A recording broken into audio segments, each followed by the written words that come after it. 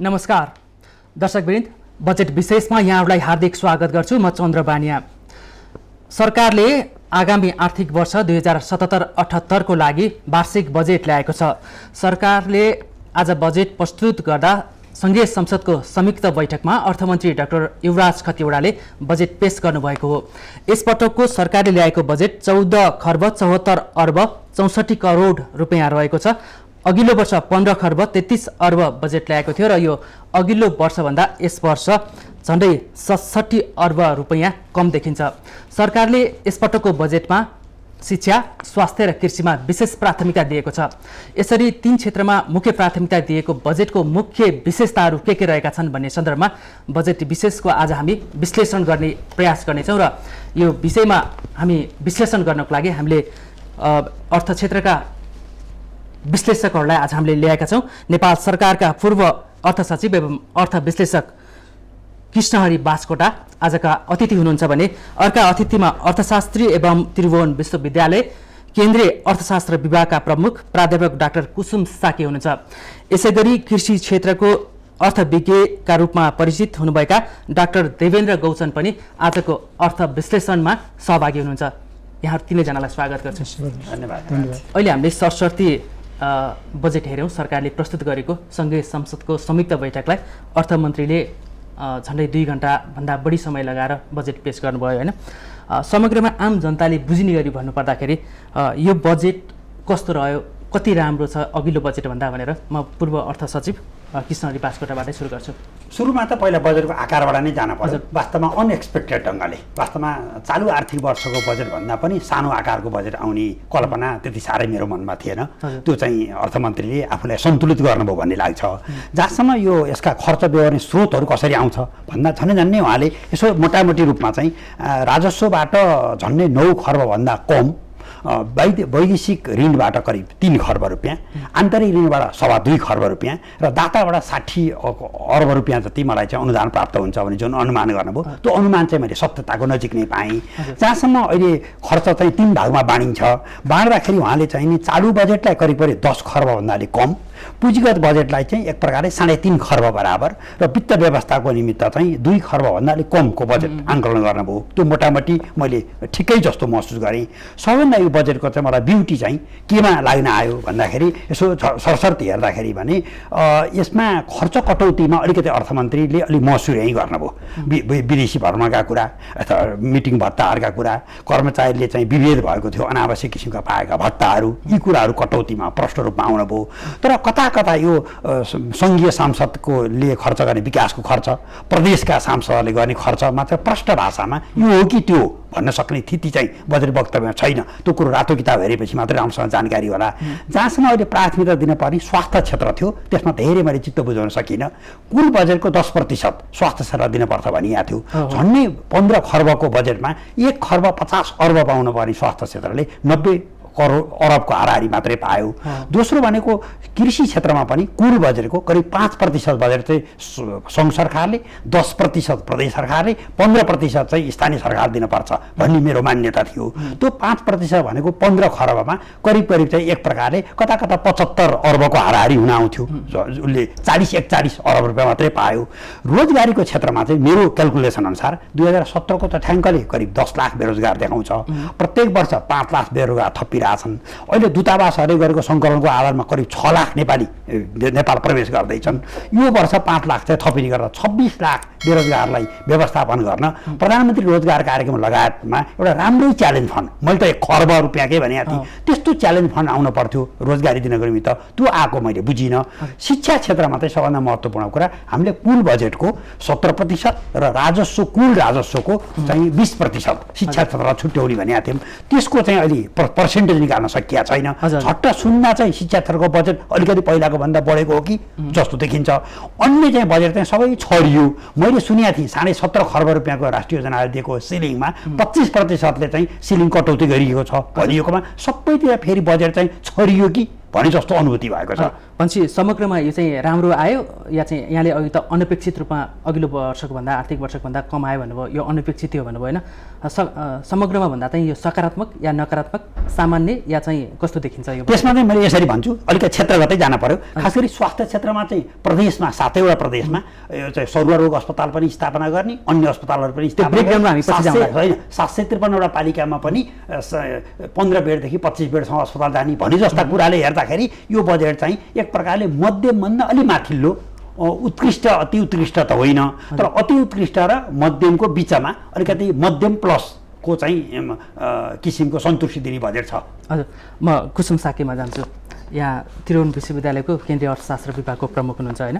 यो बजेटलाई हामीले झन्डै 2.5 घन्टा चाहिँ प्रत्यक्ष नै हेऱ्यौँ होइन। यो बजेट हेरिसक्दाखेरि चाहिँ एउटा अर्थशास्त्रीको हिसाबले हेर्दाखेरि कति सकारात्मक छ, कति आशावादी छ यो बजेट? धन्यवाद।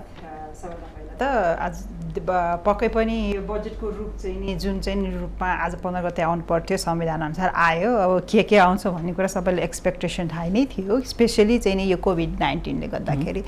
अब कसरी जान्छ कसरी आउँछन् त भन्ने कुरा सबैलाई इन्ट्रेस्ट भइरहेको बेलामा अब पक्कै पनि आउनु त आयो, तर स्पेसिफिक भएको देखिएन मैले त है।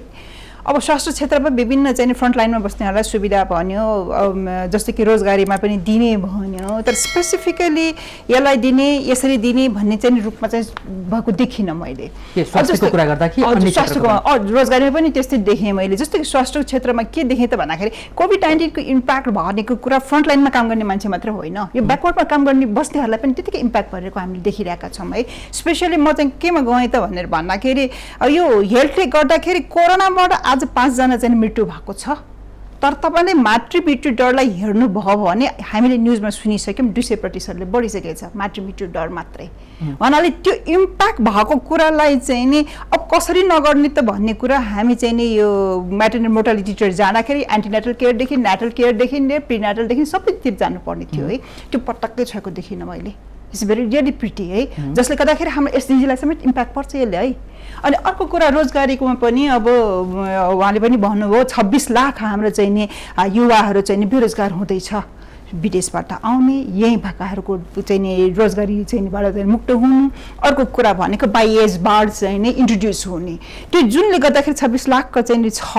त्यसमध्ये सबभन्दा पहिला प्रब्लम भनेको रेमिटेन्स घटेर आउने जुन बाहिरबाट आउँदै हुनुहुन्छ नि उहाँलाई गर्ने चाहिँ प्रक्रियागत रूपको चाहिँ देखिनँ मैले त्यहाँ।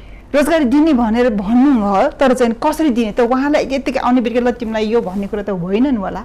त्यसैले त्यहाँ ट्रेसरबाट आउने त्यो क्वारेन्टाइनको व्यवस्था छ त भन्ने त स्पेसिफिकली आजसम्म त हामी रियलाइज पनि गरेका छैनौँ, त्यो छैनन् के। जस्तो स्वास्थ्यकै कुरा गर्दाखेरि अलिकति हामीले अहिले 2.5 घन्टाको हेर्दाखेरि स्वास्थ्यमा कुल चाहिँ 90 अर्ब 69 करोड छुट्याएको छ र त्यसमा स्वास्थ्य बिमामा 7 अर्ब अनि कोरोना नियन्त्रणमा 6 अर्ब भनिन्छ। त्यो पनि त एउटा स्पेसिफिक त छ नि। हजुर, अब त्यसो त छ, त्यो प्रोग्राममा चाहिँ छैनन् कि। प्रोग्राम वाइज चाहिँ हेर्दाखेरि मैले भने नि अघि पनि यो 5 जना देख्ने गरिकन कोरोनाको तर नदेख्ने गरिकन त्यत्रो मान्छे मरिरहेछन् भने त्यस्तो प्रकारको केसेस त हेर्नु पर्यो। एज बिङ अ वुमनको हैसियतमा चाहिँ हेर्दाखेरि महिलाले चाहिँ त्यस्तो कुरामा सचेत ल्याउनै पर्छ। त्यसको लागि चाहिँ कसरी चाहिँ हामीले चाहिँ सन्तुलनमा ल्याउने भन्ने कुरा अलिकति ध्यान दिनै पर्छ कि। अलिकति ध्यान दिनु भएको। हजुर डाक्टर गौचन, यसलाई हेर्दाखेरि हामी 2.5 घन्टा बजेट भाषण अर्थमन्त्रीको बजेट भाषण हेर्दाखेरि यसको एकदमै सकारात्मक पक्ष चाहिँ के पाउनुभयो र त्यसमा अनि त्यसपछि त्यसको सकारात्मक पक्ष भनिसकेपछि तपाईँले चाहिँ कृषिमा अपेक्षा गरे अनुसारको बजेट चाहिँ सरकारले विनियोजन गर्न सक्यो या सकेन? मैले यसो बजेट भाषण सुने होइन, धेरै कुराहरू राम्रा आएका पनि छन्। अहिले नयाँ केही कुराहरू आएको छ, विशेष गरी कृषिमा अब राहत र रोजगारीका कुराहरू अनि भूमि बैंकका कुराहरू होइन, यो नयाँ छन् अहिलेको बजेटमा। यो चाहिँ सकारात्मक पक्ष हो र कृषिमा आधुनिकीकरण गर्ने हुँदा यो पहिलादेखि नै भनिरहेको, त्यसमा अहिले विशेष अलिकति बजेट पनि बढाइएको छ, त्यो सकारात्मक पक्ष हो। तर अब मैले यो के भने यो बजेट अहिले भनेको असामान्य अवस्था हो, किनभने यो कोभिडको केसले धेरै कन्ट्री नै पुरै लकडाउनमा छ। यो असामान्य अवस्थाको लागि हामीले धेरैजसो कार्यक्रम हाम्रो भास्कर सरले भने जस्तै छरियो होइन। त्यो असामान्य अवस्थालाई विशेष फोकस हुनुपर्ने कृषि क्षेत्र र स्वास्थ्य क्षेत्रमा त्यो अलिक फोकस भएको देखिएन, त्यो चाहिँ मलाई लाग्छ होइन। बजेटको अब अहिलेको कन्ट्रीको क्यापासिटी अनुसार अब बजेट चाहिँ अलि गएको वर्ष अलिक कम आयो, अब त्यसमा हामी सरकार छौँ। तर केही कुराहरू फजुल खर्च पनि कम गरेको छ होइन। तर अब केही कुराहरू यस्तो छ कि जस्तो केही अब भवनहरू बनाउने रेगुलर रुटिन कार्यक्रमहरूको प्रायोरिटाइज गरेको देखिएन र यसमा विशेष अब स्वास्थ्य क्षेत्र कृषि क्षेत्रलाई गर्नुपर्ने त्यो चाहिँ विशेष फोकस र बजेट कृषि क्षेत्रमा अहिले अब केही बजेट बढेको छ।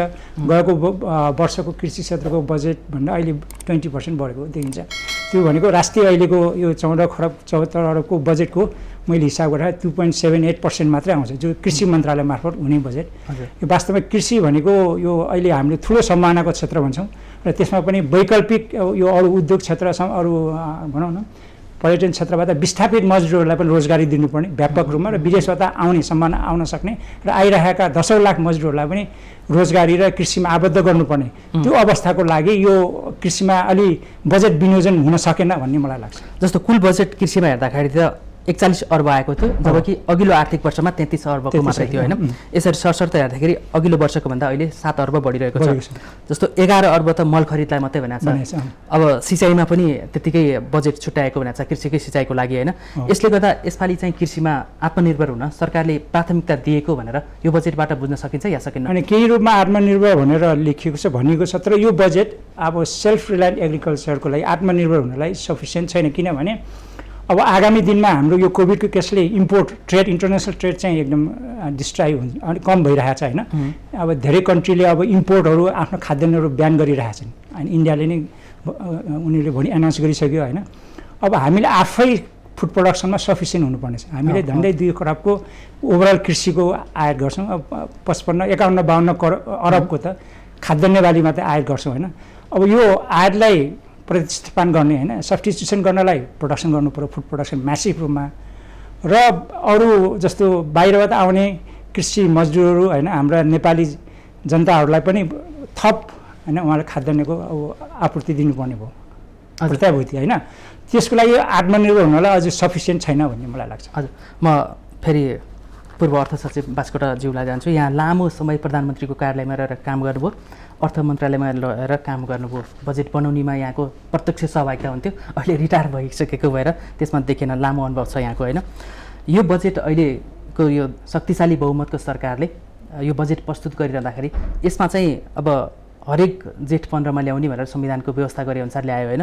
यो अघिल्लो वर्षहरूका अघिल्लो सरकारको जस्तो एउटा निरन्तरता मात्रै छ या यो बजेटमा यहाँले केही नयाँपन पनि पाउनुभयो? वास्तवमा अर्थमन्त्रीले सुरुमै प्रकथनमा भन्नु भएको छ, मैले यो विषम परिस्थितिमा कोभिड-19को सङ्क्रमणको त्रासबीच यो बजेट ल्याएको छु, म विशेष परिस्थितिमा छु भनेर भन्नुभएको छ। तर बजेट चाहिँ आदोपान्त चाहिँ एक प्रकारले मोटामोटी साबिकमा जुन वर्षमा जसरी सबै क्षेत्रलाई सम्बोधन गरिन्थ्यो त्यही ढङ्गले नै आएको छ, त्यसमा कुनै दुविधा मान्नु पर्दैन।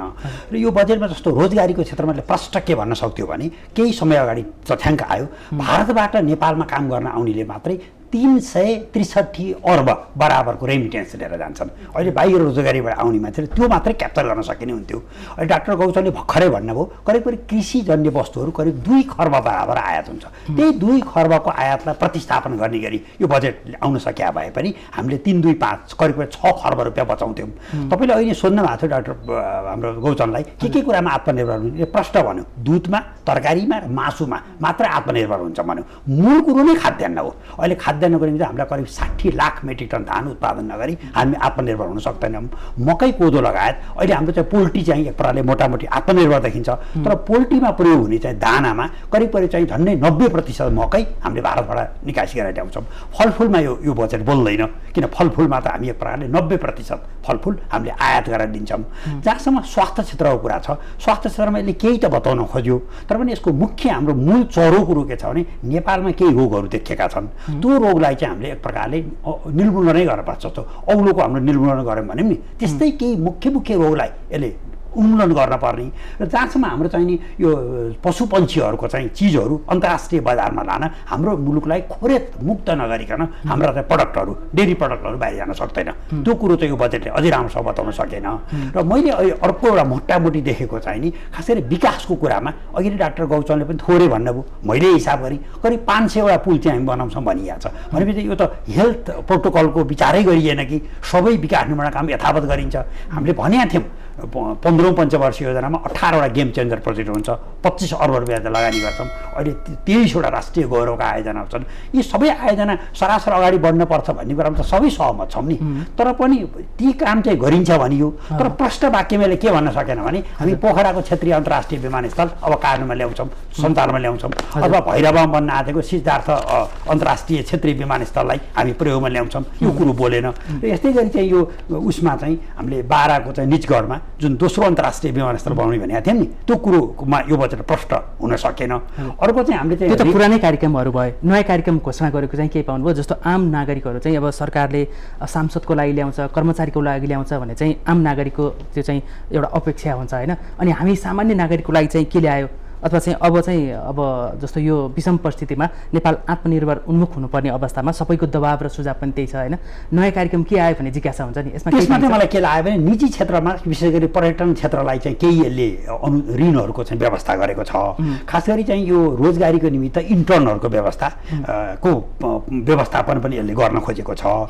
एक प्रकारले कता कता चाहिँ विदेशीहरूले लिइरहेको जुन रोजगारीको अवसरहरू छ त्यो चाहिँ नेपालीहरूलाई दिने भनेर पनि यो बजेट चाहिँ अलिकति अगाडि बढेको मैले देख्छु। एउटा नयाँ चाहिँ भूमि बैंकको पनि देखिन्छ नि होइन। एक प्रकारले भूमि बैंकमा पनि अलिकति कुरो क्लियर गर्न आँट्यो। भूमि बैंकमा एउटा दुविधा थियो, यसले के भन्न आँट्यो भने अहिले करिब करिब नेपालमा बाँझो जमिन छ भने 30% छ भन्ने अनुमान छ हाम्रो। त्यो करिब 10 लाख हेक्टर जमिन, 26 लाख कल्टिभेटर ल्यान्ड मध्ये 10 लाख चाहिँ बाँझो छ भनिएकोमा त्यसलाई चाहिँ यो भूमि बैंक मार्फत प्रयोगमा ल्याउने कुरा बतायो। यसले राम्रो कुरा के बतायो भने 753 पालिकामा हामी कृषिको चाहिँ प्राविधिकहरू चाहिँ राख्छौँ है, र प्रत्येक पालिकामा एउटा चाहिँ नर्सरी कम्तीमा चाहिँ रहन्छ भन्ने कुरा चाहिँ यो बजेटको मलाई राम्रो लाग्यो। अर्को चाहिँ यसले अमुक रूपमा भाषा चाहिँ भनेन, महिलाको नाममा जमिनको स्वामित्व वृद्धिको निमित्त हामी छुट सुविधा दिन्छौँ भन्यौँ। अहिले चाहिँ के छ भने महिलाको नाममा तराई र पहाडमा जग्गा रजिस्ट्रेसन गर्दा 25% रजिस्ट्रेसन दस्तुरमा छुट, हिमाली क्षेत्रमा 50% थियो। यो म पहिलेदेखि भन्दै आएको थिएँ, यो चाहिँ 50 र 75% चाहिँ छुट दिनुपर्छ भनिएकोमा यसले अलिक प्रष्टसँग बताउन सकेन। यस्ता कुरा केही छ। र आन्तरिक पर्यटनको प्याकेजमा चाहिँ प्रष्ट नबोले पनि सरकारी कर्मचारी लगायतलाई चाहिँ आन्तरिक पर्यटनमा चाहिँ लैजाइन्छ भन्ने जस्ता कुरा चाहिँ नयाँ छन्।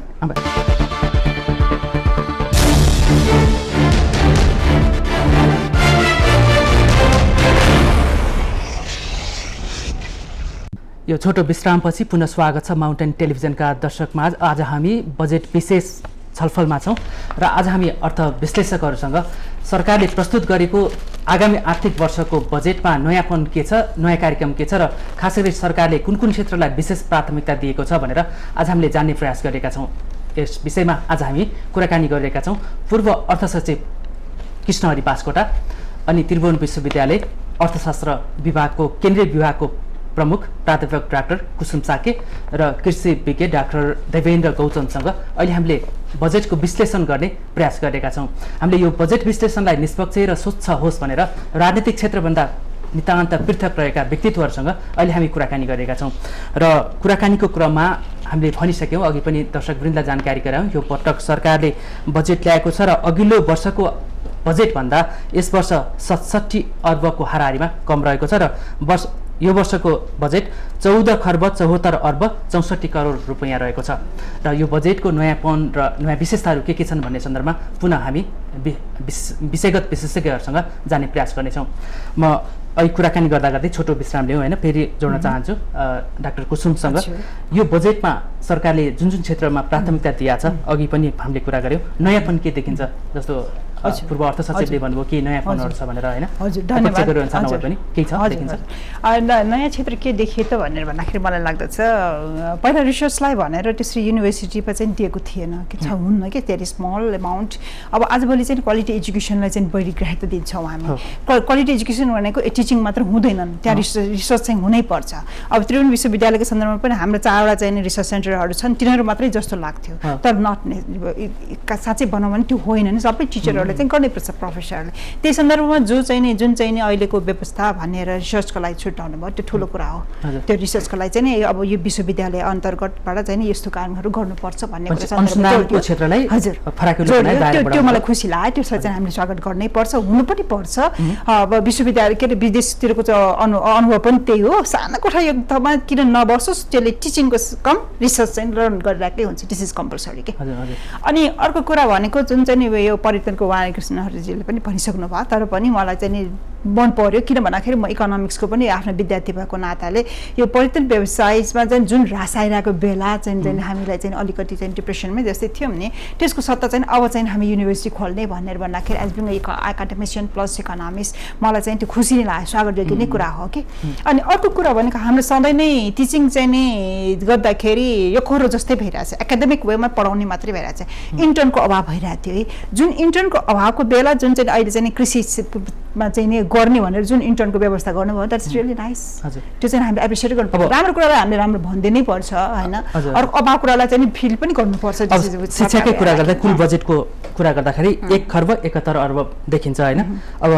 देशैभर दिवा खाजालाई सञ्चालन गर्ने भनेको छ त्यसमा 7,52 करोड रुपियाँ देखिन्छ जस्तो मदन भण्डारी विश्वविद्यालय स्थापना गर्ने र त्यसमा भनेको छ 1,25 करोड रुपियाँ बजेट विनियोजन गरेको छ छात्रवृत्तिमा पनि 2,06 करोड छ यो मोटामोटी हामीले टिपेका ब्रेकडाउन गर्ने धेरै विषयहरू छन् सकारात्मक हुने यसमा अलिकति म के भन्न जान्छु भनेर भन्दाखेरि सकारात्मक त डेफिनेटली हो मदन भण्डारी युनिभर्सिटीको लागि पनि अलरेडी नै भइसकेको कुरा हो दिवा खाना भन्ने कुरा पनि अलरेडी नै थियो है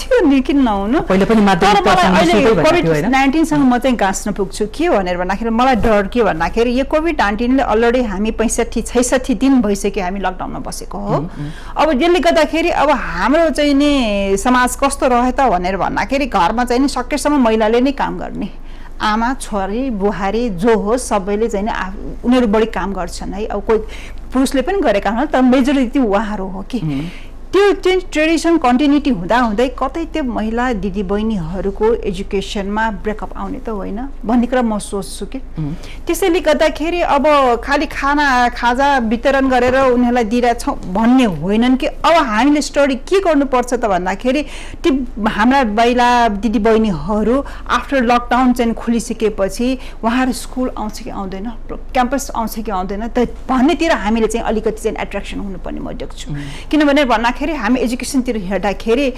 महिलाहरूको सधैँ नै चाहिँ खस्केकै हामी पाउँछौँ है र हुन त एसएलसीसम्म जम्मा हुँदाखेरि चाहिँ अलिकति बढेको जस्तो भत्ता पनि अब पछि गएर चाहिँ त फेरि घटेकै हुन्छ नि त अब शिक्षामै कुरा गर्दाखेरि एउटा छात्राहरूलाई स्यानिटरी प्याड चाहिँ निःशुल्क दिने भन्ने पनि ल्याएको छ नि यो पनि एउटा त्यो पनि थियो पहिला पनि थियो निरन्तरता पनि थियो होइन डाक्टर गौचन बास्कोटा सर र उहाँ कुसुम म्याडमले भनेको भन्दा नयाँ फोन केही देख्नुहुन्छ यो बजेटमा मैले विशेष त मेरो विज्ञता कृषिमा भएको हुनाले म केही कुरा भन्न चाहन्छु एउटा चाहिँ यसमा यो बजेटमा आएको एउटा चाहिँ स्थानीय लेभलमा घुम्ती प्रयोगशाला माटो जाँच्ने होइन बिउ बिजनका जाँचेर सेवा दिने प्राविधिक सेवा दिने भन्ने कुराहरू यो राम्रो कार्यक्रम स्थानीय लेभलमा जुन चाहिँ अहिले सबभन्दा हामीले दुर्गम क्षेत्र ग्रामीण भेगमा कृषिको प्राविधिक सेवाबाट वञ्चित छन् बहुसङ्ख्यक नेपाली खास गरी साना सीमान्त कृषकहरू होइन सबै अहिले भएका जति कृषिका संरचना छन् त्यो सहर केन्द्रित तराईका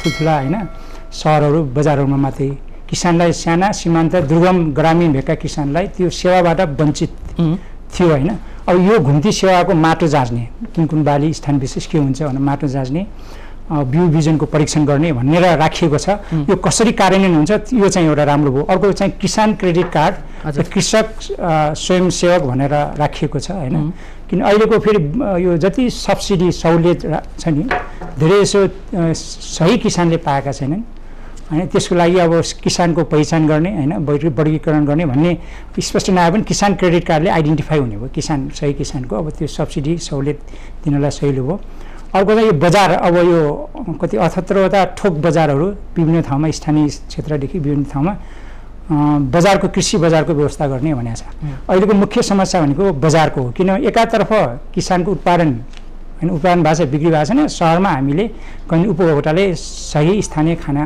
होइन पाएका छैनौँ यो बिचको यो किसानदेखि बजार जोड्ने जुन प्रक्रिया चाहिँ अघि सबभन्दा अहिलेको समस्या हो होइन किसानदेखि फार्म टु फोर्क भन्छौँ त्यो समस्यालाई कम गर्नलाई बिचौलियाबाट बस्नलाई पनि यो विपत्तिमा यो जरुरी छ तर अब बजेट के यो राम्रो अब त्यसमा केही सम्बोधन भएको छ केही कुरा बजारको थोक बजार गर्ने भनेर राखेको छ अब कतिको अब सत्रीय कृषकहरूलाई खास गरी मुख्य समस्या भने तपाईँले भने जस्तै एउटा बजार भयो होइन आफ्नो खेतबारीमा उत्पादन गरेकोलाई बजारसम्म लान पाउँदैन अर्को भने चाहिँ भण्डारण गर्ने भण्डारण शीत भण्डारणको कुरा राखेको बेच्न उनीहरू बाध्य छन् अब यो भण्डारणको कुरा चाहिँ बजेटमा उल्लेख छ केही भण्डारहरू छ सहुलियत दिने अब मुख्य मैले भनेको अब बजेट अलिकति रिएलोकेट कृषिमा बढी दिनुपर्ने के भने अहिलेको विशेष केस भएको हुनाले यो चाहिँ अहिले कोभिड-19 केसले चाहिँ धेरै असामान्य अवस्था भएको, बिक्री गर्न पनि समस्या भएको, धेरै सरेर अब हामीले सुनिरहेको छौँ न्युजमा होइन, फलफुल तरकारीहरू होइन उत्पादन भएको बिक्री हुन नसकेका, त्योलाई एड्रेस गर्ने बजेट अलिकति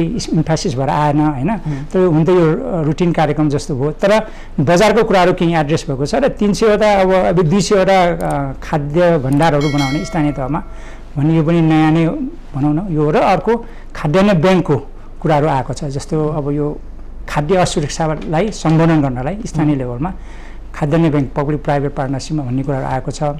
र अर्को चाहिँ अब अहिले अलिकति एउटा हुन त साना मझौला सिँचाइको कुरा एकदम इम्पोर्टेन्ट हो। अब जस्तो एउटा lift irrigation, solar power lift इरिगेसनलाई अलिकति विशेष दिने, खास गरेर हाम्रो नेपालको पहाडी हिमाली भेगमा एकदम समस्या भनेको खोला तल सबै पहाडका जमिनहरू बाँझो छन् होइन। त्यो लिफ्ट इरिगेसन पावर अब सोलर पावर भयो भने त्यो खालि सिँचाइ गर्न सकिन्छ भन्ने हो, तर त्यसलाई कसरी कार्यान्वयन गरिन्छ होइन।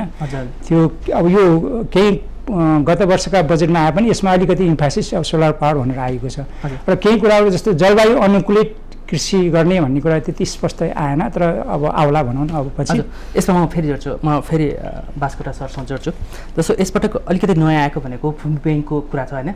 भूमि ब्याङ्क जहाँ चाहिँ अब यदि लिन चाहनेहरूको लागि चाहिँ लिजमा दिने भन्ने छ नि, यसलाई अलिकति कसरी स्पष्ट पार्ने, आम नागरिकले कसरी बुझ्ने भूमि ब्याङ्कलाई?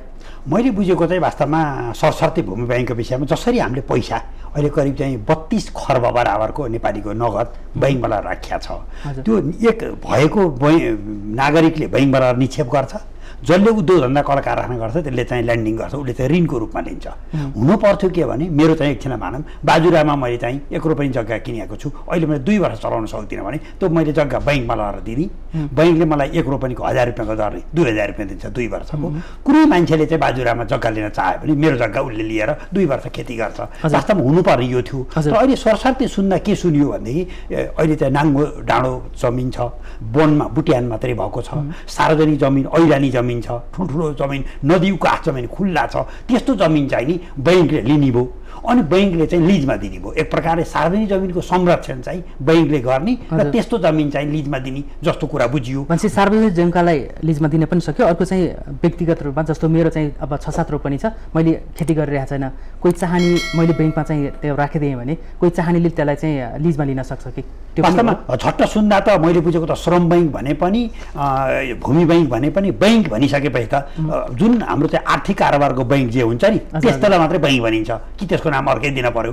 तर पनि भूमि बैङ्क भन्यो नि त, भूमि बैङ्क भन्यो। तर पनि म मोटामोटी के कुरामा सहमत छु भने करिब मैले अहिले भनिसकेँ झन्डै 10 लाख हेक्टर जमिन चाहिँ बाँझो छ, एक प्रकारले वनको पनि बुट्यान भएको जमिन छ, सार्वजनिक प्रति जमिन छ भने त्यो त हडप्न सक्ने अथवा त्यसै चाहिँ अपतलन हुन सक्ने, अर्काले त्यसै चाहिँ नि थिचोमिचो गर्न सक्ने जमिन चाहिँ कतै भूमि बैङ्कको नाममा संरक्षण हुने हो कि भन्ने लाग्छ। तर यसको निश्चित मापदण्ड नआइ हुँदैन, यो कसलाई दिइन्छ त? यसको चाहिँ लिजमा दिने प्रक्रिया के हुन्छ त? यो निष्पक्ष भएर दिइन्छ कि दिइँदैन, कतै आफ्नो र पराईलाई पो दिइन्छ कि भन्ने संशयहरू बाँकी रहन्छ। अब यो पहिलोचोटि आइकन चाहिँ यसलाई प्रश्न गर्न सकिँदैन। अब सरकारले अहिले बजेटमा घोषणा अनुसार चाहिँ भूमि बैङ्कको व्यवस्था गरेको छ र लिजमा दिइनेछ भनेको छ र 300 स्थानीय तहमा यो बैङ्कको व्यवस्था गरिनेछ भनेको छ होइन।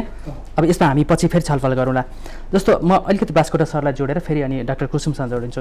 जस्तो यो बजेट आउनुभन्दा अगाडि पद्मा मिडिया ग्रुप र फोरम फर पब्लिक भोइसले यो चाहिँ कृषिमा विभिन्न क्षेत्रमा कृषि स्वास्थ्य शिक्षा लगायतका विभिन्न जनसरोकारका विषयहरूमा चाहिँ हामीले विषयगत विज्ञहरूसँग छलफल गरेर अर्थमन्त्रीलाई सुझाव दिएका थियौँ होइन। यो पनि हामीले माउन्टेन टेलिभिजनका दर्शकलाई जानकारी गराउनुपर्छ। एउटा बजेट राम्रो आओस्, जनअपेक्षा अनुसार आओस् भनेर विषयगत विज्ञहरूको सुझाव लिएर अर्थमन्त्रीलाई सुझाव दिएका थियौँ। त्यो सुझावको आधारमा केही सम्बोधन भएको पाइन्छ?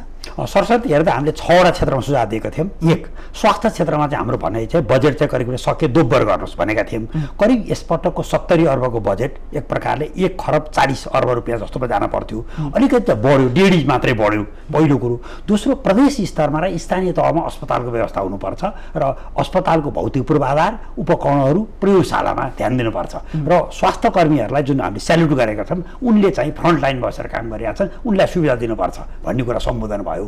दोस्रोमा हामीले चाहिँ कृषिको विषय छलफल गरेका थियौँ। कृषिको पनि बजेट चाहिँ अलिकति डेढी टोब्बर हुनुपर्छ भनेका थियौँ। अलिकति बजेट बढ्यो। समग्रमा बजेट बढाउनलाई दिएको चाहिँ सम्बोधन गरे जस्तो देखियो। स्पेसिफिक यो कार्यक्रम चाहिँ आउनुपर्छ भन्ने कुनै थियो हाम्रो? होइन, त्यसमा त यस्तो भयो, त्यही क्षेत्रगतै जानु पर्यो। कृषिमा हामीले के भनेको थियौँ, अलिकति बढी चाहिँ यान्त्रिकीकरणमा जानु पर्यो। Zero tiller, harvester, mini tractor, रिपरमा चाहिँ युवाहरूलाई आकर्षण गरेको निमित्त अनुदान बढाउनुपर्छ भनिएको थियो। त्यो प्रष्ट रूपमा बढेन।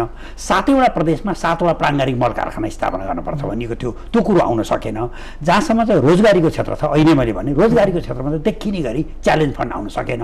चौथो हाम्रो चाहिँ विषय शिक्षा क्षेत्रमा थियो। शिक्षा क्षेत्रमा चाहिँ बजेट चाहिँ राम्रैसँग बढ्यो। तर अहिले हामीले के भनेको थियौँ भने अहिले बन्दाबन्दीमा करिब चाहिँ स्कुलतर्फका 82 लाख र क्याम्पसतर्फका 8 लाख गरी 90 लाख विद्यार्थी बन्दाबन्दीमा छन्। तिनलाई चाहिँ अनलाइन चाहिँ एजुकेसन कसरी दिने त, भर्चुअल कक्षाहरू कसरी सञ्चालन गर्ने? भाषामा त भनियो भर्चुअल अड्डा, तर मेरो भनाइ के थियो भने अहिले स्कुलका कक्षा कोठा बनाउने, छात्रवृत्ति बाँड्ने भन्दा विद्यार्थीहरूलाई ल्यापटप किन्न अनुदान दिनेछ, विद्यार्थीलाई इन्टरनेटको चाहिँ सरकारले 1000 रुपियाँको वर्षभरिको अनलिमिटेड त्यो पैसा सरकारले बेहोर दिनेछ भनेर आउनुपर्ने भन्ने चाहिँ मेरो अपेक्षा थियो। त्यो आउन सकेन। र जहाँसम्म अन्तिममा हामीले निजी क्षेत्रको कुरा भनेका थियौँ। निजी क्षेत्र अहिले प्रत्येक दिन नै 2 अर्ब रुपियाँको नोक्सानीमा छ। निजी क्षेत्रको चाहिँ एउटा ब्याज अनुदान कति दिने, 2% दिने भनेर राष्ट्र ब्याङ्कले भन्यो। त्यो अपुग भयो। 5%सम्म भएर एफएनसिआईले बाहिरहेको थियो। दोस्रो चाहिँ उनीहरूले घर भाडा जुन तिर्न परिरहेको छ निजी क्षेत्रले, त्यसमा केही राहत दिने कुरा थियो, यसमा आएन। कर्मचारीको जुन तलब छ, यो त बन्दाबन्दीले गर्दा कर्मचारी र मजदुरको तलब निजी क्षेत्र एक्लै दिन सक्दैन। आधा हामी दिन्छौँ, आधा सरकारले बेहोर दिन्छ कि भन्ने कुरा थियो। पर्यटन क्षेत्रमा चाहिँ थोरै सम्बोधन हुन खोजेको जस्तो आयो। अरू क्षेत्रमा आएर सम्बोधन भएको यसो भयो, डेडिकेटेड फिडरमा चाहिँ सरकारले भनिदियो म तिर्दिन्छु, अर्को चाहिँ सामाजिक सुरक्षा कोषको रकम म तिर्दिन्छु भनिदियो, र अन्य चाहिँ त्यो यातायातका चाहिँ जुन लगानीकर्ताहरू छन् तिनको पनि बिमा बापतको रकमहरू चाहिँ अहिलेलाई तिर्नु पर्दैन भनेर केही चाहिँ यो हामीले दिएको सुझाव चाहिँ पालना भएको देखिन्छ। हजुर, अब निजी क्षेत्रको कुरा गर्दा अहिले हामीले त्यो 2.5 घन्टाको सरसर्ती हेर्दाखेरि एउटा निजी क्षेत्रलाई सम्बोधन गरेको नै वित्तीय क्षेत्रहरू, निजी क्षेत्रहरू खास गरी नयाँ लगानी प्रवर्धन गर्नेछ र बैंक तथा वित्तीय संस्थाहरूलाई गाभ्न प्रोत्साहन गर्नेछ भन्ने कुरा छ।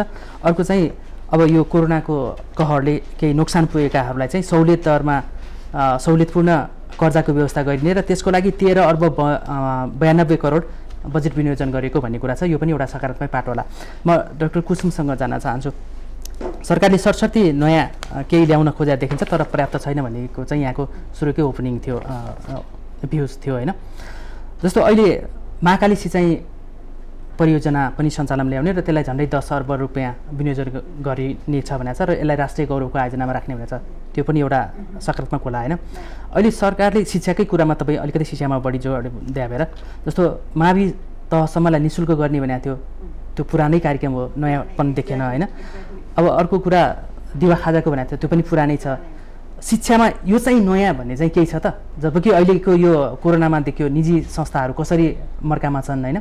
अब अर्को सरकारद्वारा फन्डिङ भएको कलेज स्कुलहरू पनि कसरी सञ्चालनमा छन्, क्वालिटी एजुकेसन दिन सकेको छ कि छैन भनेमा ठुलो क्वेसन मार्क छ होइन।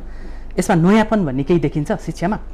खासै स्पेसिफिकली त्यहाँ पनि छैन। अब अहिलेको अवस्था अनुसार हामीले देशको अवस्था अनुसार हामीले व्यवस्था गरिरहेछौँ। म चाहिँ एउटा एडमिन बसेको मान्छेको हैसियतले अब सरकारको निर्देशनमा हाम्रो पदाधिकारीहरूले जे भन्नुहुन्छ हामीलाई गर्नु बाध्यता छ। That is so called the भर्चुअल एजुकेसनको जुन हामी गरिरहेछौँ, डिजिटलाइजेसनको कुराहरू संसार नेपाल राज्यभरि सबैले सुविधा त पाइरहेका छैनन्। सम्भव छ र याना त्यना दुनियाँ गरेर पटक पटक मिटिङ बसेर हाम्रो डिपार्टमेन्टमा सबै लेभलको क्लासेसहरू भइरहेको छ, तर त्यहाँ गर्व गर्ने कुरा आउँदैन। त्यो अनुसारको सुविधा यहाँ चाहिँ मैले बजेटमा के पनि देखिनँ। आजभोलि कसैको पनि सानो तिनो अब केटाकेटीहरूले त एउटा ल्यापटप किन्ने देऊ भनेर आफ्नो प्यारेन्ट्ससँग चाहिँ गरेर दुःख गरेर किन्छन् भन्दाखेरि त्यो ल्यापटप एउटा त सबैसँग होला, तर त्यति स्ट्रङ चाहिँ हुँदैनन् नि। अब सुरुमा कुरा गर्दाखेरि असिन हाम्रो चाहिँ नि यता पदाधिकारीहरूबाट हामीलाई केही त्यस्तो सुविधाहरू आउँछ कि जस्तो गरेर कुरा गर्नुभएको थियो, तर आज मैले त सुन्ने त्यहाँ त के पनि पाइएन है, डिस्करेजिङ। अब जस्तो कि अब हाम्रो सन्दर्भमा 93 जना चाहिँ नै मेरो फर्स्ट सेमेस्टरमा स्टुडेन्ट्सहरू हुनुहुन्छ, करिब 70-72 जना एटेन्ड त गर्नुहुन्छ, 20-22 जना त छुटिरहेकै छन्। किन छुट्यो त भनेर भन्दाखेरि हजुरले भन्नुभयो जस्तै त्यो रिचार्ज कार्ड किन्न तिनीहरूलाई टाइम लाग्ने, बाहिर जानुपर्ने, किन्न नपाउने, पसल बन्द हुने, यो लकडाउनले त धेरै कुराहरू छन् नि। त्यस्तो प्रकारको सुविधाहरू त्यहाँ हुनुपर्ने के इफ रियली चाहिँ नि यसलाई चाहिँ कन्टिन्युटी गरेर यसलाई फर्मलाइज गर्ने हो भने एउटा प्रसारक रूपमा चाहिँ त्यस्ता कुराहरू आउनुपर्ने थियो है। डिजिटलाइजेसन हाम्रो पूर्वाधारमा चाहिँ डिजिटलाइजेसन इज द मस्ट। आखिरमा। अब त्यतिखेर म एउटा यस्तै क्रममा लकडाउन भएको हप्ता दिनभित्रै एजुकेसनको सन्दर्भमा यसरी चाहिँ कुराकानी भएको थियो घर घरबाट जुमको मार्फत। त्रिभुवन विश्वविद्यालयले के पनि गर्न सक्दैन, यस्तै प्रश्नहरू थियो कि अनि त्रिभुवन विश्वविद्यालयले गर्न सक्दैन थियो भनेर त्यति बेला होला, जुन कि हामी त्यति बेला कोर्समै थिएन, फेस टु फेसमा थियो। अहिले अवस्था अनुसार चाहिँ हामी पनि नसक्ने त कुरा होइनन्, प्रडक्टहरूमध्ये त कतिकै हौँ हामी, त नसक्ने भन्ने कुरा होइन भन्ने कुरा मेरो राय थियो। भन्ने हामी हप्ता दिनमा ठ्याट्टै यो जुमको प्रणालीबाट गऱ्यौँ, त गरेको अनुसार यो कुरा चाहिँ नि यो आवश्यकतै हो भने चाहिँ त बजेटमा त पर्नु पर्ने थियो नि त, त्यही अनुसार इन्फ्रास्ट्रक्चरकोमा चाहिँ त्यस्तो कुरा के पनि भन्दैन। एजुकेसनमा टेक्नोलोजीलाई जोड्नेसँग अझै सरकार अझ कमै छ, चुकिरहेकै देख्छु मैले है। अब त के छ भने मेरो अर्को राय खालि 2-4 महिना 6 महिना क्लास लिने मात्र होइन, आफ्टर क्लास के आउँछ, एक्जामिनेसन कुरा आउँछ, प्रमोसनको कुरा आउँछन् है। त्यो भन्दाखेरि तिरको चाहिँ ध्यान आकर्षण गरेर कुन प्रविधिबाट जाँदाखेरि यो सहजता हुन्छ त भन्ने कुरा कतै पनि देखिनँ मैले यस्तो कुरा। अब टोटलमा कुल बजेटलाई हेर्दाखेरि चाहिँ अब शिक्षामा अलिक बढी नै देखिन्छ होइन, 1 खर्ब 71 अर्ब देखिन्छ। त्यसका बावजुद पनि अझै टेक्नोलोजीलाई शिक्षासँग जोड्न सकेन भने यहाँको निष्कर्ष सकेन। त्रिभुवन विश्वविद्यालय त पुरानो पनि भयो, फेरि त्यस्तो कुराहरू चाहिँ अभावै थियो नि त पूर्वाधारहरूमा त हामी। डाक्टर गौचन, म कृषिमै तपाईँसँग केन्द्रित हुन्छु। अब समग्रमा कृषिमा प्राथमिकता दिएको छ र अघिल्लो वर्षभन्दा 7 अर्बको बढी देखिन्छ बजेट होइन।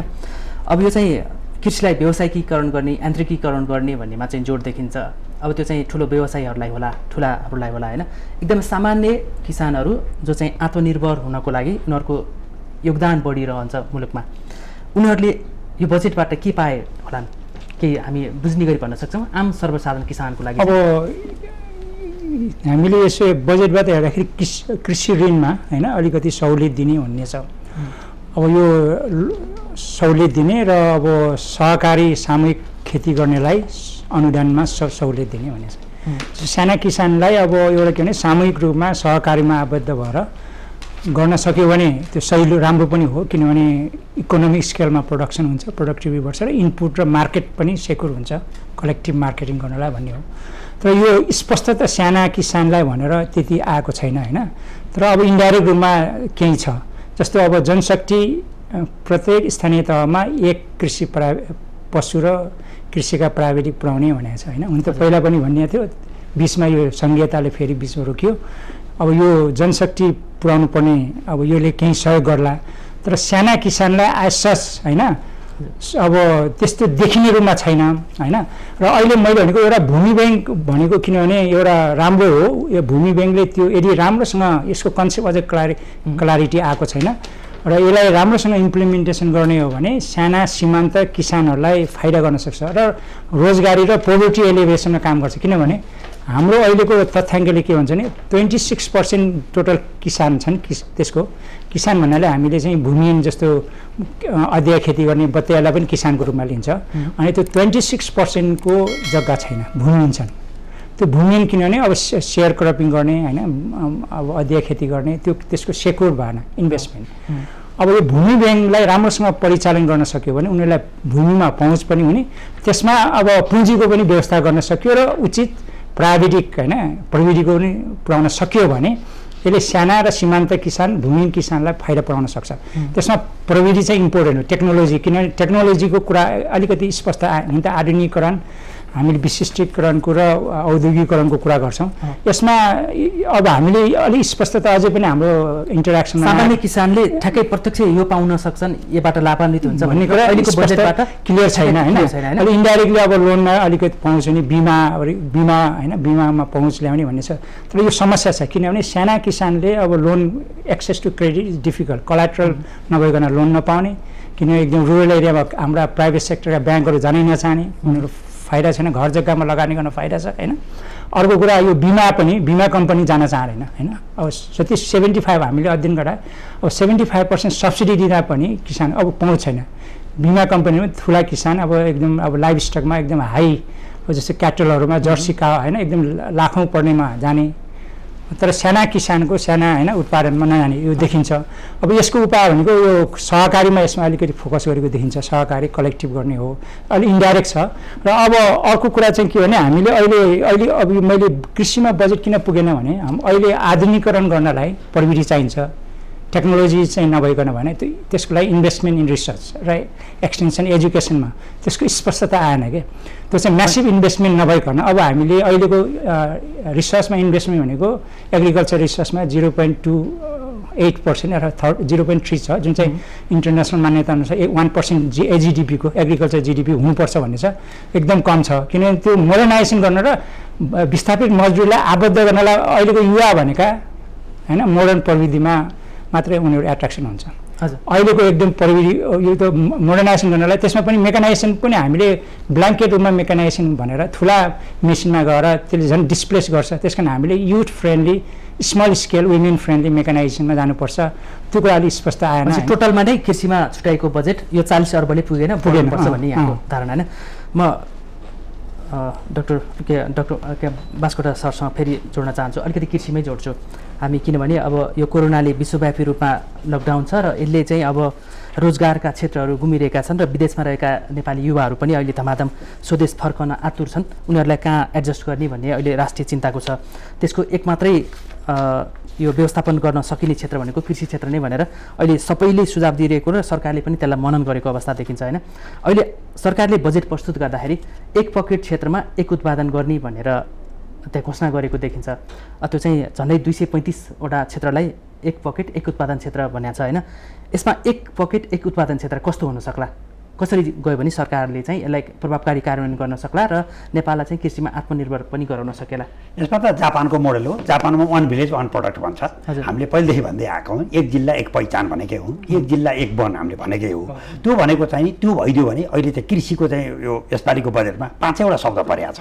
हाम्रो डाक्टर गौतम जस्तोले भन्ने चाहिँ उहाँले कृषि विज्ञहरूले जुन भन्नुहुन्छ यो 5वटा शब्द छ। कृषिलाई व्यवसायीकरण गरिनेछ, कृषिलाई चाहिँ आधुनिकरण गरिनेछ, कृषिलाई चाहिँ नि एक प्रकारले निर्वाहमुखीबाट भनौँ एउटा विशिष्टीकृत गरिनेछ, यसलाई चाहिँ यान्त्रिकीकरणमा लगिन्छ, कृषि क्रान्ति पनि गरिनेछ। सबै शब्द परेको छ। त जहाँसम्म तपाईँले अहिले भन्नुभयो नि त्यसमा अरू केही पनि होइन। यो मलेसियामा सिस्टम छ, यो बेलायती सिस्टम हो। त्यसमा टाइटल सिस्टम हुन्छ, जमिनलाई प्रयोजनको आधारमा वर्गीकरण गर्नुपर्छ। धान खेत भनेपछि त्यसमा प्लटिङ गर्न पाइँदैन, धान खेत भनेपछि सनपाट लाउन पाइँदैन। त्यस कारणले त्यो हामी ब्लकमा गएर जोनिङमा गएपछि सुपर जोनमा गएपछि यो एरिया महोत्तरीको यो पालिकामा हामी यो प्रकृतिको धान लाउँछौँ भनेपछि त्यो धानको चाहिँ बिउ नेपाल सरकारले दिन्छ। त्यसमा प्राविधिकहरूको सेवा सरकारले दिन्छ। नेपाल सरकार भन्नाले प्रदेश सरकार स्थानीय सरकार तिनटै सरकारले दिन्छन्। त्यो जोनिङमा चाहिँ हामीले उत्पादन गर्ने बित्तिकै त्यहाँ कुनै रोग लाग्यो भने पनि त्यो जोनिङमा नै त्यसको निदान गर्न सकिन्छ। उत्पादन भइसकेपछि त्यहाँ तुरुन्तै एग्रो बेस्ड इन्डस्ट्री त्यहाँ तुरुन्तै आउन सक्छ, प्रोसेसिङ गर्ने ग्रेडिङ गर्ने उद्योगहरू त्यहाँ आउन सक्छ। त्यो भयो भने बल्ल चाहिँ कमर्सियल भ्यालु चाहिँ त्यसले लिन्छ अनि बल्ल निर्वाहमुखीबाट हामी माथि उठ्न सक्छौँ। अहिले हाम्रो सबैभन्दा ठुलो समस्या भनेकै हाम्रो नेपालभरि 3,71,00,000 जमिनको कित्ता छ, लाल पूर्जा छ। अहिले चाहिँ 0.5 हेक्टर जमिन ओगट्ने परिवारको सङ्ख्या 51% छ। भनेपछि अब हामीले आँठो रहित नभइकन हामीले सामूहिक खेती अथवा सहकारी खेती, ब्लकमा खेती अथवा जोनमा खेती नगरिकन त यो सम्भवै छैन। अहिले कृषि मन्त्रीले के भनिरहनु भएको छ भने प्रत्येक किसानको मासिक आम्दानी 30,000 रुपियाँभन्दा बढी हुनुपर्छ भन्नुभएको छ। त्यो 30,000 रुपियाँ आम्दानी गर्न त पहिला त चौटो कत्रो छ भन्ने कुरो थाहा पाउनु परेन र आधा कट्ठा जग्गामा बसेको किसानले कसरी 30,000 कमाउन सक्छ र? त्यस कारणले त त्यसलाई त किसानबाट विस्थापित गर्न पर्यो। मेरो जानकारी अनुसार युरोप अहिले चाहिँ पुरै खाद्यान्नमा आत्मनिर्भर छ, तर युरोपमा 70% मानिस मात्रै खेतीमा छन्। नेपालमा 97% मानिससँग जग्गा छ, 97% मानिस चाहिँ खेती किसानमा लागेका छन् र सबैजना मान्छे गरिबीको रेखामुनि जो छ त्यो सबै किसानै छ। गरिबीको दुष्चक्रभित्र को छ भन्दा किसानै छ। मेरो जाहिर खाने मान्छे, उद्योग व्यवसाय गर्ने मान्छे अथवा पढाउने मान्छे, पत्रकारिताको काम गर्ने मान्छे त गरिबीको दुष्चक्रभित्र छैन। भनेपछि त हामीले चाहिँ त त्यही हामीलाई अप्ठ्यारो पर्यो। त्यही भएर अहिले पनि कता कता यो बजेट वक्तव्यमा पनि जग्गा नहुने मान्छेलाई जग्गा दिइनेछ भनियो। यो त संविधानै पढिएन। संविधान प्रष्ट के भनिएको छ भने जमिनको हक संविधानमा मौलिक हकमा पर्दैन, आवासको हक पर्छ। त्यस कारणले हामीले मल्टी स्टोरी बिल्डिङ बनाउने हो। त्यसमा चाहिँ नि चाडा कोठा भएको चाहिँ एउटा फ्ल्याट मान्छेलाई दिएर आवासको हक दिन मिल्छ। तर आम मान्छेलाई यो चाहिँ सुकुम्बासी भयो, यो मान्छेलाई मोहियानी दिन पर्यो, यसलाई जग्गाको एउटा टुक्रा दिन पर्यो, लाल बुर्जा दिन पर्यो भन्ने ध्येयबाट नै नेपाल सरकार पहिला बाहिर निस्किन पर्यो। यो त सोचको कुरा हो, यो मूल कुरो। त्यही भएर त कैयौँ देशमा तपाईँ बेलायत जस्तो मुलुकमा जान भने सम्पूर्ण जग्गाको स्वामित्व सरकारमाथि छ। तपाईँले सुनिरहनु भएको छ बेलायतमा रहेको नेपालको राजदूतावास भवन छ नि, त्यो त क्विन्स प्रपर्टीको लिजमा लिएको। 79 वर्षपछि त्यो जमिन फेरि क्विन प्रपर्टीमै फिर्ता भएर जान्छ। हाम्रो जस्तो त्यो बाउ बराजुको 7 पुस्तासम्म त्यो लाल पूर्जा हामीमै रहिरहने होइन। तर संसारमा जमिन भनेको लिमिटेड हुन्छ, जमिनको स्वामित्व राज्यसँग हुन्छ। जसले जे प्रयोजनको निमित्त माग्यो प्रयोजनको जमिन दिन्छ। कसैले म चियाबारी लाउँछु भन्यो भने त उसलाई 5000 हेक्टर दिन पर्यो नि। कसैले घर बनाउँछु भने उसलाई आधार पनि जमिन दिए पुग्यो। भनेपछि सरकारले बजेटमा एक पकेट एक उत्पादन भनेर जुन ल्याएको छ, अगाडि पनि छ जस्तो लाग्छ मलाई, अहिले पनि यो दोहोऱ्याएको छ। यो आफैमा राम्रो नमुना होइन, यो त राम्रो। त्यसमा त त्यो पक्षबाट हेर्दा त त्यो राम्रो हो। र मुख्य कुरो कस्तो यो कार्यान्वयनमा आउन सक्ला यो त आउनै पर्छ। मैले देखेको त अब त मैले अघि नै प्रश्न पारेँ, यो त ब्लकमा जे उत्पादन गरियो नि त्यसलाई चाहिँ कता कता पञ्चायत कालमा चाहिँ शब्द निर्देशित खेती भनिन्थ्यो। त्यो कता कता निर्देशित खेती भनेको ब्याकअप कम्युनिजम जस्तो पनि हुन्छ। झट्ट हेर्दाखेरि मान्छेको सोभरेन्टी अथोरिटी नै जाने भने जस्तो हुन्छ। तर केही कुरामा सोभरेन्टी दिँदाखेरि विचार गर्नुपर्छ। मलेसियामा टाइटल सिस्टम के छ भने धान खेत भनेर चाहिँ लगाएकोमा धान बाहेक लाउन पाइँदैन। मानव छिमेकमा कसैले सनपाट लाएर 1 रोपनीमा 5000 रुपियाँ कमायो, उसको धान लाउँदा 4000 मात्रै हुन्छ भन्यो भने उसले 1000 रुपियाँ राज्यबाट कम्पनसेट पाउँछ। तर उसले धानै लाउनुपर्छ, किनभने मलेसियन सरकारले धान खेत मेरो यति छ, यो वर्षभरिको उत्पादन यति हुन्छ भनेर पहिले चाहिँ उसले प्रक्षेपण गर्न सक्छ। त्यही भएर त सरकारले अहिले यतिखेर धानकै भनौँ न मोटा धानको र मध्यम स्तरको धानको चाहिँ यसपालि चाहिँ घनश्याम भुषाल मन्त्रीले चाहिँ अहिले सिजनभन्दा पूर्व नै उद्योग वाणिज्य आपूर्ति मन्त्रालयमा सिफारिस गरिसक्नुभयो। करिब मोटा धानको झन्डै 2500 रुपियाँ थियो यसपालिको प्रति मन। अहिले चाहिँ उहाँले 2800 रुपियाँ जति 2700 रुपियाँ जतिको चाहिँ अहिले नै सिफारिस भइसक्यो। तर किसानलाई 20% बचत हुने गरी व्यवस्था गरेपछि त यो सरकारले तोकेको ब्लक सिस्टममा नै उसले काम उत्पादन गर्नुपर्छ। एकदमै राम्रो गर्न पाइँदैन। एकदमै राम्रो सुझाव आयो। हामी समयको अन्तिममा छौँ, 5 मिनट जति मात्रै बाँकी छ। म ऱ्यापिङमा जाँदैछु। डाक्टर कुसुम, अब सरकारले शिक्षामा जति बजेट ल्याउनु पर्थ्यो वा अन्य सेक्टरमा पनि जति बजेट ल्याउनु पर्थ्यो त्यो पर्याप्त छैन र छरिएर आएको छ। अझै स्पेसिफिक हुन अझै सरकारले सकेको छैन, बजेट छरेर आयो भन्ने छ होइन। जुन ल्याएको छ राम्रा कार्यक्रमहरू भनेकाहरू अहिले हामीले छलफलको दौरानमा भनेकाहरू यो कार्यान्वयनमा आउँछ भन्नेमा कतिको विश्वस्त हुनुहुन्छ? कार्यान्वयनमा त आउनै पर्छ भन्छौँ हामी त सधैँ नै। अब सधैँ नै यो विशेष यो बजेट सम्बन्धी बेसिस के भन्छ विश्लेषण गर्दाखेरि अलवेज ग्यापको कुराहरू हुन्थ्यो नि त, पुँजी र यो चालुको कुराहरू। किन भन्दाखेरि त्यो कार्यक्रम जति चाहिँ नि नीति कार्यक्रम अनुसारको बजेट आए त्यसलाई प्रोग्राममा ल्याउन नसक्नु त ठुलो कमजोरी हो नि त। त्यसैले अहिलेको बजेटको सन्दर्भमा मलाई लाग्छ त्यो कार्यक्रमहरू त्यति गर्न नसकेको चाहिँ जस्तो लाग्दैन मलाई। त्यसैले मैले योभन्दा अगाडि एउटा कार्यक्रममा पनि भनेको थिएँ, यसपालि आउने बजेटमा खर्च हाम्रो बढी हुन्छ। खर्च हुन्छ भनेको मतलब कार्यान्वयन हुन्छ है। त्यसैले त्यस्तो कुनै गर्नै नसक्ने पक्षको कार्यक्रम छैनन्। तर हुनु पर्यो यथास्थितिमा जे चाहिँ जसरी चाहिँ एलोकेट भएर आएको छ त्यो प्रोग्रामहरू त्यसलाई चाहिँ कार्यान्वयन गर्ने पक्षमा चाहिँ सबल उसमा चाहिँ लाग्नु पर्यो कि नभइकन त नहुने। तर त्यस्तो गर्नै नसक्ने पाराले चाहिँ मैले देख्दिनँ। तर चाहिँ के हुनुपर्छ त भन्दाखेरि स्पेसिफिक यसलाई नै भने टोकेर, जस्तो कि मलाई चाहिँ नि यसपालि लागेको चाहिँ महिलाहरूको कार्यक्रममा जे आए त्यो चाहिँ एज इट इजै छ। तर त्यसमा चाहिँ पनि अब कार्यान्वयन गर्न सकेनन् भने त अझ पनि हामी चाहिँ त मिसै खाने हो नि। त्यसो नयाँ नयाँ कुराहरू जेमा आए, नयाँ भनेको इन द सेन्स चाहिँ नि रिलेटेड टु कोभिडसँग चाहिँ रिलेटेड भएर आएकोलाई चाहिँ नि चाहिँ गराउनै पक्ष त्यो कार्यक्रम चाहिँ हुनैपर्छ। त्यसैले चाहिँ नहोला भन्ने चाहिँ होइन मेरो चाहिँ। डाक्टर कोचन, हामी समयको अन्तिममा भयौँ। अब जे आएको छ त्यसलाई राम्रो मानौँ हामी। यो विषम परिस्थिति छ, सरकारले पनि ताकथनमै भनेको छ होइन। यो विषम परिस्थितिमा पनि हामी जनतालाई, आम नागरिकलाई चाहिँ आशावादी हुने गरी बजेट ल्याउने प्रयास गरेका छौँ भनेको छ। यहाँले पनि राम्रा पक्ष के भन्दाखेरि टोटल बजेटमा कम भए पनि केही राम्रा छन् भनेको छ। यो कार्यान्वयनमा सही रूपमा आउन सक्ला या नसक्ला? यो सरकार शक्तिशाली भनेको छ, आफूलाई दाबी गरिरहेको छ, हामी बहुमतमा छौँ भनेको छ। एउटा अहिले के भने अब कसरी जस्तो अब अहिले सबभन्दा ठुलो कृषिमा अहिलेको समस्या कार्यान्वयनमा ल्याउनलाई जनशक्ति, स्थानीय सरकार स्थानीय लेभलमा प्रदेश लेभलमा सफिसियन्ट जनशक्ति छैन। कृषि प्राविधिकहरू स्थानीय लेभलमा एकदम छनै छैन भने पनि हुन्छ होइन। यो अहिले निर्वाचनपछि 2.5 वर्षमा पनि पुर्याउन सकेका छैन। अब 1 वर्षमा कसरी पुग्छ भन्ने त्यो हो, त्यो होइन पक्ष यसो हेर्दाखेरि। तर अब यिनी एकदम अब सरकार लाग्यो र रिक्रुट गर्ने, त्यसलाई नयाँ रिक्रुट गरेर जनशक्ति पुर्याउने र संरचना, संस्थागत संरचना जस्तो खाद्य यो स्थानीय र प्रादेशिक सरकारसँग कोअर्डिनेसन र होइन सहकार्य समन्वय गर्न सक्यो भने केही रूपमा होला, पुरै नभए पनि केही रूपमा कार्यान्वयन हुन्छ होइन भन्ने हो। र यसमा अहिले यो जुन चाहिँ मोडर्नाइजेसन कमर्सियलाइजेसन गर्नु भन्ने कुरा छ अहिले, जस्तो अहिले फोकस हामीले भन्छौँ। र यो अहिलेको मुख्य कुरा के भने अब रोजगारी हामीले साना सीमान्त किसानहरू उहाँ फुल्ली कृषिमा रोजगार, उहाँलाई पूर्णकालीन रोजगार छैन कि अहिलेको उहाँहरूको भनेको सिजनल हो, वर्षको 2-4 महिना खेती लाउने समय र हार्भेस्टिङको बेला मात्रै हो। अब यो किन अहिले हामी नेपालीहरू बाहिर जाने कारण नै त्यही हो, पूर्ण रोजगार ल्याउनलाई के हुनु पर्यो, land return to land labour capital होइन, पुँजी प्रति इकाइ जमिन श्रममा सबैमा उत्पादकत्व बढाउनु पर्यो। खालि उत्पादन प्रति हेक्टर त्यो युनिट इल मात्र बढेर भएन, श्रम प्रति श्रम पनि त्यसको रिटर्न आउनु पर्यो बढी होइन, पुँजीमा पनि त्यसको रिटर्न ल्याउनु पर्यो। त्यो भए मात्र यो विस्थापित मजदुरहरू सम्पूर्ण नेपाली किसानहरू सानालाई रोजगारीमा गर्न सकिन्छ होइन। त्यो गर्नलाई भनेको एउटा बालीमा प्रोडक्टिभिटी बढाएर होइन कि राउन्ड द इयर 3 सिजन्स होइन 4 सिजन 4 बाली 3 देखि 4 बाली चाहिँ लगाएर पुरा इन्टेन्सिफिकेसन हामीले त्यसमा पनि सस्टेनेबल इन्टेन्सिफिकेसन होइन, त्यो इन्भाइरोमेन्टली इको फ्रेन्डली इन्टेन्सिफिकेसन ल्यायो भने त्यो लेबर विस्थापित लेबर अहिलेका जुन चाहिँ हामीले अङ्ग्रेजीमा डिस्क्युस्ड होइन इम्प्लोइमेन्ट फुल्ली इम्प्लोइड छैनन् त्यसलाई पनि रोजगारी दिन सक्ने र कृषिमा केही चाहिँ होइन अब आधुनिकीकरण गर्न सकिन्छ, किनभने एउटा बाली लगाएर किसानहरू अथवा युवाहरू बस्नेवाला छैन होइन। त्यो अब त्यो रिटर्न सबैमा होलिस्टिक रूपमा होल इयरमा प्रोडक्टिभिटी बढाउने त्यो खाले कार्यक्रम ल्याउनुपर्छ। अब त्यो फोकस चाहिँ कसरी कार्यान्वयन हुन्छ त्यसमा भर पर्ने भयो, योजना अनि स्ट्राटेजी कसरी आउँछ, किनभने अहिलेको धेरै जसो प्रोडक्टिभिटी बढाउने होइन इल पर हेक्टर मात्रै भन्ने कुरा छ। तर ओभरअल ल्यान्डको टोटल प्रोडक्टिभिटी र लेबरको प्रोडक्टिभिटी र क्यापिटलको प्रोडक्टिभिटी बढाउन सक्नु पर्यो। त्यसै कसरी कार्यान्वयन हुन्छ त्यसमा भर सरकारको अब आउने कार्यक्रममा भर पर्छ होइन। हामी 2 मिनट बाँकी भयो र मैले थप्नु खोजेँ एउटा इन्टरसेक्टरल लिङ्केजको कुरा पनि हो, जस्तो उद्योगसँग नजोडिकन र अरू सेवा क्षेत्रसँग नजोडिकन कृषि क्षेत्रको मोडर्नाइजेसन र विशिष्टीकरण ल्याउन सकिँदैन। हजुर, हामी समयको अन्तिममा 2 मिनट म बास्कोटा सरलाई नै जोड्छु।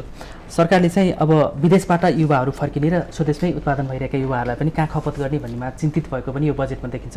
कतिपय ठाउँमा पटक पटक सिपमूलक तालिमहरूको लागि चाहिँ यति अर्ब छुट्याएको छ भनेर भनिरहेको छ होइन। युवाहरूलाई स्वदेशभित्रै व्यवस्थापन गर्न सकिने कार्यक्रमहरू यो बजेटमा पर्याप्त आएको देखिन्छ या अझै केही कम छ? झट्ट हेर्दाखेरि चाहिँ बजेटमा बेरोजगारको कुरो चाहिँ प्रष्ट आएन, यसमा स्वरोजगारका कुराहरू थुप्रै छन्। नि कतिपय ठाउँमा 1 लाख रोजगारका कार्यक्रमहरू ल्याउने, स्वरोजगार कार्यक्रमहरू दिने भनेर चाहिँ पटक पटक धेरै ठाउँहरूमा रोजगारका कार्यक्रमहरू त्यसरी त आएको छ। तैपनि एउटा ब्लकमा के थियो भनेदेखि अहिले चाहिँ नि वास्तवमा ठुलै सङ्ख्यामा मान्छे बेरोजगार हुँदैछ, किन पर्यटन क्षेत्रबाट त 5 लाख मान्छे त अहिले नै बेरोजगार भइसक्यो होइन त। तिनलाई चाहिँ वैकल्पिक रोजगारीमा जानको निमित्त चाहिँ हाम्रो प्रष्ट छन्।